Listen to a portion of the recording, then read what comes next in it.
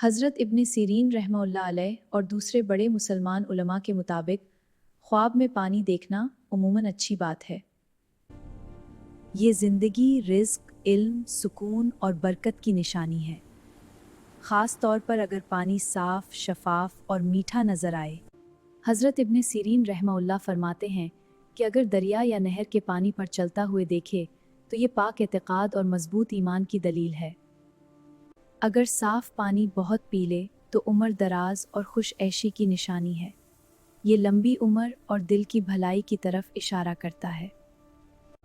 अगर दरिया देखे तो ये बादशाह या बड़े आलम की तरफ इशारा करता है। साफ पानी आदिल हुक्मरान की निशानी है, जबकि गंदला पानी जालिम की तरफ इशारा है। दरिया में डूबना या कीचड़ लगना बाज़-औक़ात बादशाह या बड़े शख्स से गम पहुँचने की निशानी भी बताया गया है।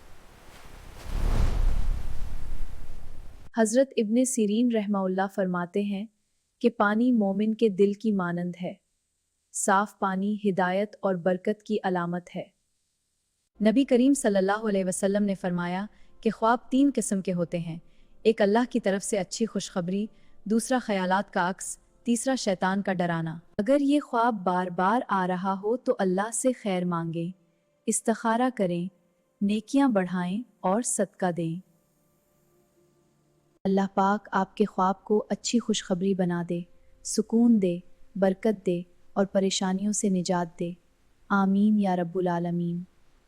अगर आपको वीडियो पसंद आई है तो लाइक कर दें और सब्सक्राइब करके वीडियो को शेयर करें। जज़ाकल्लाह। आमीन। अगर आपको ये वीडियो पसंद आए तो लाइक करना, सब्सक्राइब करना और शेयर करना मत भूलना यार। जज़ाकल्लाह।